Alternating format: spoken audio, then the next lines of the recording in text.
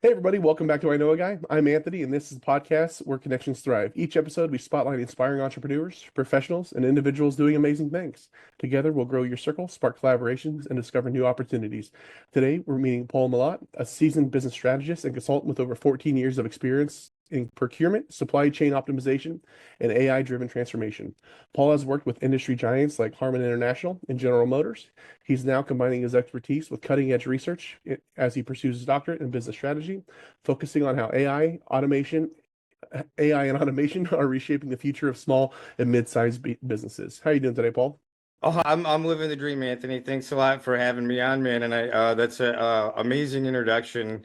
Please introduce me to my family members at the next I don't know family outing or something, so they respect me a little bit more. That was a lot. I appreciate that. Thank you very much for having me on. Absolutely. I'm more than happy to do that. I have reasonable rates, so you can find me at no. So no, absolutely. I loved our conversation that we had the other day. I wanted to, Mhm.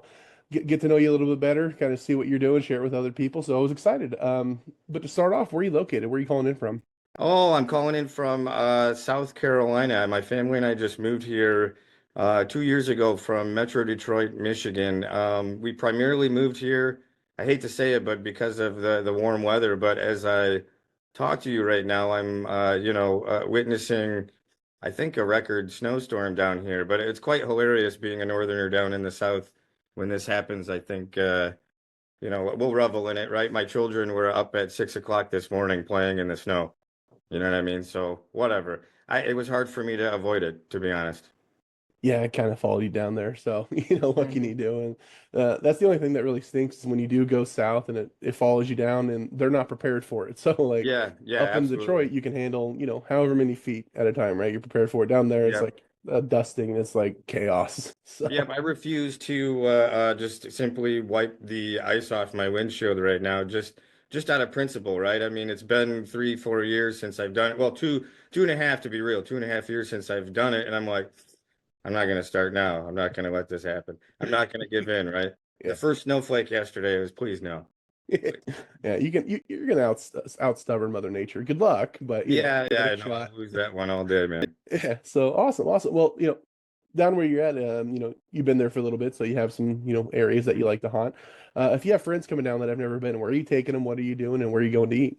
Oh, awesome. There's a lot of actually where I live in Lexington, South Carolina. It's a booming mix of rural and metro Columbia, and there's a lot of nice eateries and down here. And there's really, honestly, not one that I would recommend. There's like a nice little main street strip that reminds me of the small town I grew up in.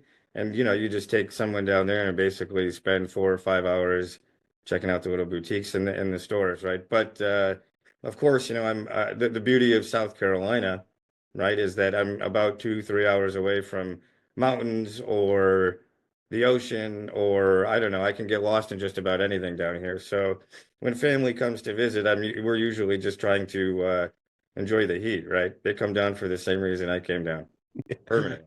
Yeah, no, I get that. Awesome, awesome. I've never been to South Carolina myself, so I'll have to check Oh. it out sometime. But so what can you tell us about what you're doing? You mentioned it really good. I'm a procurement consultant. I work with a few different consulting firms. One, SW Ventures. One is GEP, Global Electric Procurement. They're one of the top procurement consulting groups. There, I'm a subject matter expert in automotive procurement and digitization of automotive procurement. And I also run my own organization, PM and Company. And I'm just recently, actually, this will be the announcement, I suppose, of the kickoff of my software that's RFQ management software. As a buyer for 20 years, procurement guy for 20 years, it's an easy fit for me to kind of jump into the procurement and AI and merging everything, right? So as a business consultant, my focus is procurement. Um, but I specifically help small and medium businesses in their growth, right? And how do we flex the procurement muscle to leverage that growth? And not just procurement, but artificial intelligence, which really is where the merger and what I am and what I do kind of merges, right? The research and the literature on specific topics in artificial intelligence, like Dunning-Kruger, and so on, right? I involve those in the practice of any client that I consult, and it really becomes a cool mix of, growing with whatever industry. So I do a lot, right? But it's really in the end, it boils down to supporting, the small business owners, the solopreneurs, the entrepreneurs that, like all of us, take on 100 things on our task list. And, maybe we don't realize it, but we could use some help and use some strategy to it, right? So I tend to find my value proposition there, right? And helping these individuals and entrepreneurs provide value in the way that they're good at. Okay. How'd you get started doing this? This doesn't seem, that's a hard word for me to say. We're just going to say what you said. You could How'd say you get supply chain, maybe. I don't There know, you go. buying, purchasing. Supply chain, that kind of seems like something that you kind of find after you started doing something else. I've never heard a high schooler say, you know what I want to do. So kind of Yeah, I how'd know, you I get to that know. point? I know it's funny, and I was thinking about that recently. It's like the procurement and supply chain space has a bad rap right now because we do a lot of firefighting, right? And there's a logistics issue here, and I don't know, negotiation issue here. You get some kind of reputation for being, I don't know, heavy-handed and kind of a jerk, maybe, right, in the office. But the reality is, procurement, the way I've always looked at it, it's a mini CEO, right? And as soon as I got out of, because you represent the supply base, you represent all kinds of impacts on the organization and the strategy that are, driving value, whether the company realizes it or not, right? And when I graduated college, I interviewed, of all things, it was funny, with like 10 different paper companies, like a Dunder Mifflin, right? I was like destined to be part of the office. But somehow I ended up being from Detroit.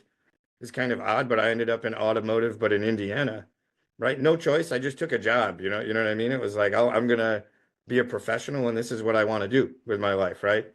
And it was a shipping and receiving supervisor role for union employees, and I had a couple of employees who were there for maybe, twice as long as I had been alive. But long story short, they taught me so much, right? They were complete opposite of what you expect from, I don't know, a union group of employees with some punk college kid coming in. And it was where the rubber met the road, right? You're in shipping and receiving. And so, that kind of inspired the whole journey through material management and procurement in general. And then AI came and got involved when I started my doctoral program because, the main challenge there is how do you know, you don't know what you don't know. And so how do you get as much information, and comprehend it, as best as possible when it's happening, right? And I ended up heavily relying on AI there and, realizing the advantages in saving me hours and hours of research time and focus and being able to focus myself differently. And then it kind of merged right into a company, and I started supporting organizations differently, and kind of found my calling here, right? And decided roughly a year ago, all right, I'm done with the corporate juice. I'm gonna go mix my own and see what happens, right? And so here I am. Yeah. That's awesome. And it's really interesting the way that AI is kind of touching every industry. Oh And yeah. everyone, it's like you have the basis, it's helping you with research, it's helping you with XYZ. But what are some of the unique ways that you guys are using AI that maybe somebody that's doing something else wouldn't even realize as an opportunity? Sure, sure. Well, it's really interesting. I get the opportunity tomorrow to speak with an organization, to speak with a group of procurement professionals on agentic AI, right? And agency, a system of AI agents that work to accomplish a goal. And, in procurement, that's huge, right? Because you're like an octopus with your tentacles out there with your supply base, and your supply base is driving costs and data, right, is enriching and how you use that data from the supply base. And so, you can imagine the goal of a system being, take this data, compile the data, read it, apply some rationality to it, some logic, This is speeding up the process of decision making tenfold, right? And again, specific in procurement for negotiations, you talk about, game theory, scenario analysis of all kinds to understand, and have some vision into the potential futures of your decision making. And that's really huge, right? So, those are just two ways in procurement in particular. But when it comes to small business, and the halo impact, right? When you're trying to do everything as an entrepreneur, and it's hard to just say I don't need to do that, or maybe there's another way to do it because you may be really good at doing that particular thing, right? Or you may have leaned on that particular process in your development as an entrepreneur, and well, AI, right, is there to solve a boat ton of problems for you. And it can be anything from quick analyses to what everybody's doing now with Chat GPT, or my mom would say Chad GDP, unfortunately. Uh, writing things, right? Articulating things better. It's okay. And use these things, use these tools because that's really what they're there for, right? It's a tool. Yeah, Chat GDP actually might be more accurate than you think too, Yeah, with as big of an yeah. impact as it's making. Yeah, no doubt, no doubt. Um, so absolutely, I think a lot of us are waking up to that. Mhm. It's gonna be at least as impactful on everybody's business as the internet was, which is crazy Yeah. because it's happened. This will be the second time in a Hmm. generation or two, or however long, within a lifetime for sure. So it's gonna be really interesting seeing. I know we talked about that a lot on our previous Oh yeah. meeting, and there's a lot of holes we can go down there for a while, but just to keep it high level, with everything going on, everything that you're doing, what's your favorite thing about it? Oh, it's the bottom line impact that you have on the entrepreneur themselves, right? And honestly, it's something, and I'm not knocking the corporate world at all when I say this, but you don't get that kind of sense of achievement when you're working on the same kind of business case for 8 months, right?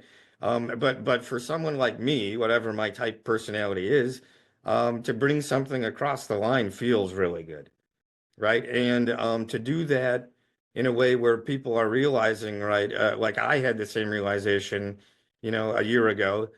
Hey, I have a unique value proposition here, and people are biting onto this.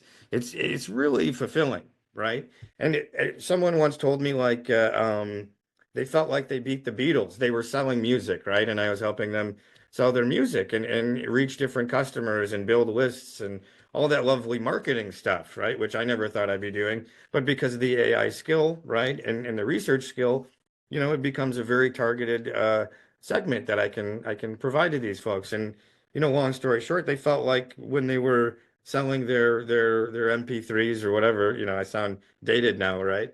When they were selling their music, they felt like each time they sold something, a song, they were, literally winning, beating out the Beatles, right? But it's a big thing, to know that you're making that kind of impact on, a group's life, in this case, musician, right?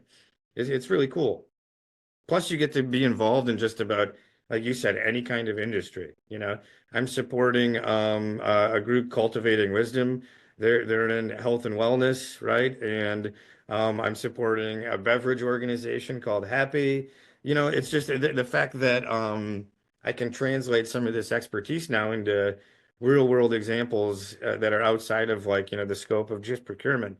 It's really fascinating. So I could go on for days about just how much I love what I do now, but that's really cool, right? Because I think, well, I tell my wife this all the time. There's no better time than now, right? And and I've kind of landed at that perfect intersection of it all, where I'm a total nerd. I can geek out on this stuff for 24 hours a day and not have any problem with it, right? And like it's fun to solve these problems. That's why I like studying this stuff. I'm lucky, right? Purely lucky. Yeah, that's awesome that you were able to find that thing. Yeah, right. Not a lot of people do, so congrats on that. Yeah, thank you. Um, No, seriously, it's luck. I mean, hard work, right? Don't get me wrong. mm, I have some knowledge up here, right? Positioning myself for that, I got lucky. yeah, And to help these entrepreneurs kind of get the same kind of luck, right? Have that same feeling is cool. Yeah, Good. and I think a lot of people needed to hear that part too, where yeah, it's a lot of work, but it's still Yeah. what you're loving because you can't really be passionate about something that's easy, right? Yeah, Because if absolutely. it's These easy, dark it's kind circles of under the fitting. eyes don't come from nothing, right? You Yeah, know what I mean? But it's the like you said, you can't be passionate about it if it's easy. The fun comes in the problem solving for me, right? The absolutely, because challenge. you'll Yeah. get bored with easy, but if Yeah. it's interesting and complicated and it takes time and effort to achieve something, that's where you get the fulfillment, like you were mentioning. Hallelujah, brother. So Hallelujah. awesome. Really happy that you found that. What are some mistakes, maybe, as an entrepreneur or talking with entrepreneurs, or just watching other entrepreneurs that some people might be making early on that you would advise, or if you'd go back in time, you would tell yourself, hey, look out for this. Oh man, mistakes are aplenty. But that's the part of entrepreneurship that I think is like experience. I was the young guy myself 15 years ago, thinking that I knew just about everything and I should be the CEO of some Fortune 500. Naive, but also driven. And as you go through the entrepreneurial journey, or even your journey in a career, right? Remember that not everything is a singular, straightforward path, right? And I've gotten to where I've gotten by saying yes to things that make me uncomfortable, and I'm uncomfortable a lot, which is unfortunate, but it's also like you said, it's the challenge, it's enriching, and so don't back away from those kind of things as an entrepreneur. Learn from your mistakes, be willing to make them, right? And most of the success that people have comes from their willingness to take on risk too, right? And that's really what, in my opinion, is a key definition of a strong leader is the willingness to take risk with minimal information, right? Be able to make a decision based on what you know and deal with the effects, the impacts, and acknowledge it, right? And that goes into Dunning-Kruger, the opposite of why can't I think of it? The opposite of imposter syndrome, right? The Dunning-Kruger and AI is really good at supporting or moderating the Dunning-Kruger effect and enhancing it really. But you're overconfident and not really competent. So you have to be balance that as an entrepreneur, right? Be confident, make the mistakes, right? To build the competence. You know what I'm saying? It's really you have to do it, but it's a balancing act, right? Because you don't want to be the guy who watches the single YouTube video and then all of a sudden goes and tells the office that you know everything. You know what I mean? For those of us that have met people that are dealing with the Dunning-Kruger pretty hard, like we've all done it. Can you Yeah. define what that is just so we can kind of go, yep, that's it. Yeah, so I mean, as mentioned, it's really the opposite of imposter syndrome, where your belief in yourself, you're questioning yourself when really you have all the qualifications, right? And the Dunning-Kruger effect, as I would define it, is essentially a balance, like I said, of competence and confidence. Dunning-Kruger effect is when you believe you have an expert level of competence in something, but the reality is you don't, right? And there's a lot of factors that can play into it, like groupthink and herd mentality, and decision making. As an entrepreneur, right? And you have a small team. You could have an echo chamber effect, right? That just breeds Dunning-Kruger. Or if you build an AI system in a specific way, right? I mean, you're breeding this idea of, oh, I know what I'm doing, but you really don't know, right? So that's a very long-winded definition of it, but the best is it's being overconfidence about your competence. Yeah, and if you've spent any time on YouTube, males like us, we have a higher Yeah. capacity of falling into that, where it's like, I could jump that, so Yeah, yeah, oh, yeah, 100%, man. It's a little machismo thing. And I'm glad you point that out though, too, because there's something to be said about success and teamwork and being level-headed and grounded, right? I mean, check yourself before you wreck yourself. And that's really like my version of AI and ethics, right? It's just simply remember Dunning-Kruger exists and try to keep yourself in check because there's some really cool tools that do some really cool stuff, but it can be really dangerous, right? You know? Yeah, absolutely. Okay, awesome. So you said you've been able to help people in a lot of different industries, so it's Mhm. fairly eclectic there. What would you say are some of the pain points that people are dealing with that if they are going through XYZ, regardless of industry, you're the person that they should be talking to? Sure. Great question. And thanks for giving me the chance to toot my organizations and my own self's horn here. It's all about implementation, right? We all know tools exist.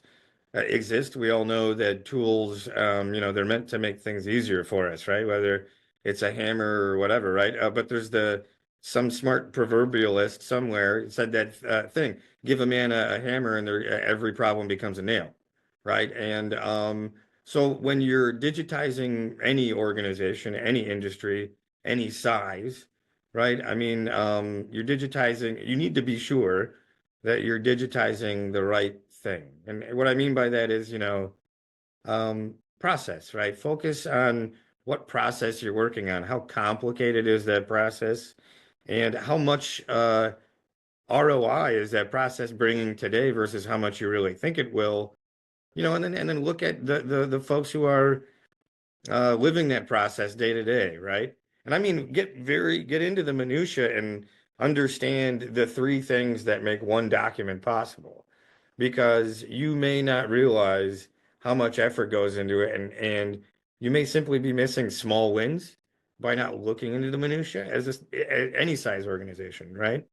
Or you may run into a situation where you miss it completely, and you do the whole thing of taking the hammer and you're hitting a nail that, well, what you think is a nail, right? So it's about picking the right projects to digitize and ensuring they have the right purpose. And for any entrepreneur, anywhere, any business, it's time management, really, right? And so what are you going to do to offload that time to provide a product, right? To alleviate yourself. So you're not spending that time providing that product. Something else is, right? The system. So it's be careful, right? Be careful what you're implementing. Take it slow. There's a good article I read a few months ago about NASA, right? And the change in NASA over time and how they've been able to essentially, develop dynamic capabilities and critical skills as an organization through time, simply by taking small chunks, right? Not taking a bat to the entire NASA, what it is every time, but improving, lot by lot and managing that minutia. So, it's have the vision in mind, but manage the minutia. Awesome, awesome. How does your average, power partner look? Like people that you're able to refer back and forth with, people that you find a lot of, synergies, collaborative, potential with.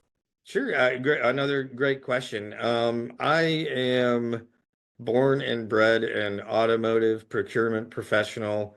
That means discussion on geometric dimensioning and tolerancing and nerdy shit like that. I love, right? I'm a project manager also by trade, right? My MBA is from Ferris State in project management, and so I very much fall into the crowd of people that likes the details, is aware of risk, and are strategic, right? And there's a type of folk that likes to get their hand dirty too. That's why I mentioned the automotive. Automotive is a cutthroat industry for process and cost, right? And the folks that I really enjoy working with have a certain respect and appreciation for that, and they understand maybe that that industry itself was driving a lot of change in other industries, right? So, but in general, it's hard to say, right? Because everybody also brings something really cool to the table, and that's what you find as an entrepreneur is dealing with all these different industries and people. I realize something new about how I should be doing things in my business every time I meet a new client or potential client, because they have a unique perspective and their own unique value they're bringing to the situation, right? Okay, awesome. How can small and medium-sized businesses use AI to stay competitive? Uh, Start first by trial and error, right? I mean, start using it. you know, start using perplexity.ai is a good research language learning model, right? Everybody's heard of ChatGPT, right? There's, and if you're into research, I don't know, if you're weird like me or nerdy like me, there's typeset.io and SciSpace, right? There's just all these tools that are like a next level Google search that just give you that much more enriched information. And honestly, that's a good spot to start. Don't hesitate to, play, right? As your organization allows, of course, right? Some organizations are very sensitive about their data, so please don't play with their data, right? But try taking on personal things like try to automate yourself with a no-code solution, your email. These things are absolutely doable. Have your email forwarded to the one you use because God forbid we all have to have any more email links. I don't know. I've got like four myself now, email addresses. But yeah, I mean, there are so many tools out there, and you had mentioned it earlier. We're in this second revolution, right, of software, and software as a service, and they're like really micro now. A single process in an organization, there is something out there that you can pay 99 cents for probably that'll do that.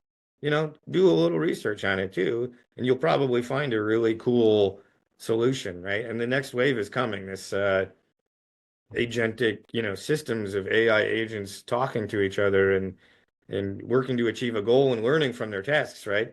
The more you learn about each individual agent now, right, the better off you're going to be in the future when they start to interact. Yeah, absolutely. Understanding all the bones as they're getting put together is Yeah, going to be super important. You're right. Go play with them, right? A lot of yeah. them, just go test them out, see how they work. There's no shortage of information about how they work. You can go down any rabbit hole for hours. So absolutely go experiment with it. What would you say is a top strategy that a small, medium businesses can adopt to optimize their supply chains and reduce costs? Oh, all right. I mean, number one, top strategy, engage your supply chain, right? I mean, it doesn't matter whether you're providing a service or a product. In general, right, you're going to have a total variable cost. You're going to have a cost that's incurred in any business, and getting the first step is, talking to your suppliers, talking to your providers. And finding out really what applying the 80/20 rule, right? What are the suppliers and your partners that are helping to drive your value and knowing how they're helping. That's step one, right?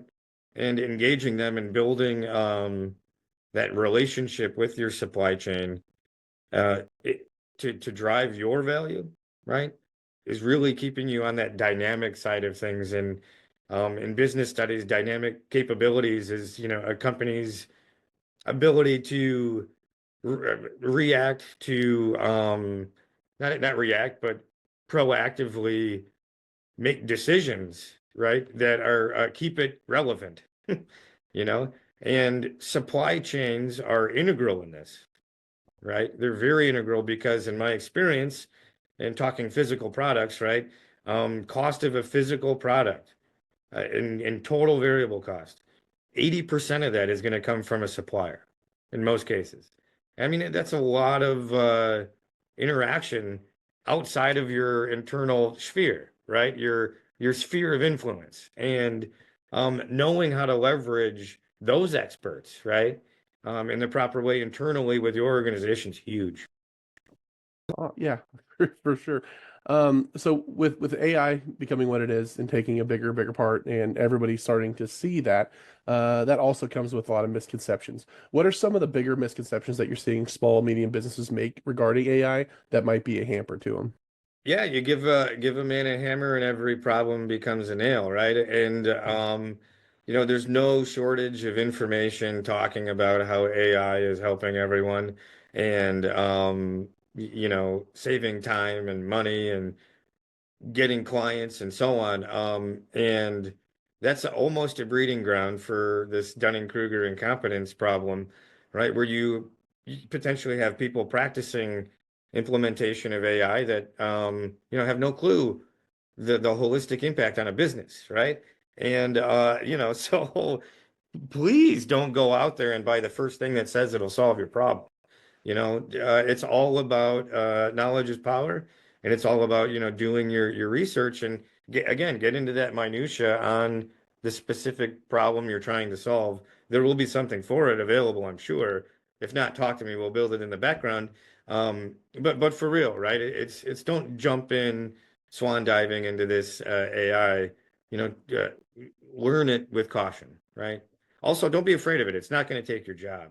Not yet, right? I mean, um, the agency presents a really interesting thing, but our ability to think rationally, right, and break down the data that is provided to us and set up these agentic systems appropriately, right, to encounter bias appropriately and so on. There's always going to be a need for a human in the loop and a human element, right? So I look at it like it's just our possibility, finally our chance to flex our brains a little bit, right, and stop worrying about the crap that drive us nuts. Like for me, it's a bunch of Excel files. It drives me nuts. I love data, don't get me wrong, but you know what I mean. So like have somebody else comprehend that for me, you know? Absolutely. Yeah, it's meant to multiply your efforts, not eliminate them. You can be more Yeah. efficient with it. Yeah, Um, exactly. awesome. So is I know we could go down any one of the topics we've touched for hours, but is Mhm. there anything that we just overall missed that you wanted to add? No, no, no. Honestly, I think Anthony, your questions have been fantastic, man. I think I'll be happy to come on here 100 more times. I mentioned the halo effect for entrepreneurs and small business owners, right? And if you're the one of five that's leading the company, or the one of one, right? You are primed to use this stuff, right? This is part of this second, technology revolution coming, is the capability of us to do more with what we have, right? So, just my call to action is go practice, go use these tools, right? Don't use the saw if you've never used it. Yeah, absolutely. And to your point, I'd love to have you back, but for those that can't wait until that happens and they have questions now, how can they find you and where can they get a hold of you at? Sure. You can find me on my website, www.pm and co or no pmcoautomation.com, or www.sourceflow.ai. That's the new RFQ system I was mentioning earlier. If you're interested, hop on that. I'm taking beta users now, and more than happy to incorporate more procurement professionals' problems into the system. I can also be found on LinkedIn, and all your standard social media, generally by Paul Malott. So PaulMalott. And if you find me, don't hesitate to drop me a DM. I'll be more than happy to chat for hours. Perfect. If anybody would like to get in touch with Paul, I absolutely recommend it. Have that conversation. He's the exact same guy when you're meeting him one on one as he was here. Super energetic, super interested in everything that we've been talking about. So go down that rabbit hole because you can, and he'll let you. So So, yeah, do that. So absolutely. feel free to reach out to him. Other than that, if you'd like to get a hold of me, you can find me at ikag.me. You can find more episodes. You can subscribe to the newsletter, connect with more people, awesome folks like Paul in the growing community. Or if you or somebody you'd like to know would like to be interviewed, you could also apply on that website. But Paul, I really appreciate you coming on, taking your time, and talking with us about this. There's a lot here that I know, like we said before, we could go a lot deeper into because it's getting nothing but bigger. So really happy there's people out there like you that are in the know, so the rest of us can ask questions. So Yeah, oh um, man, I appreciate your time, and I'm so happy to be on, and I'm glad to know the guy who knows a guy, man. yeah, I appreciate it. So let's all go out and have an awesome day and grow our circle. All right. Yeah, I'll go play in the Snow Angels, brother. Yeah, I'll be right out.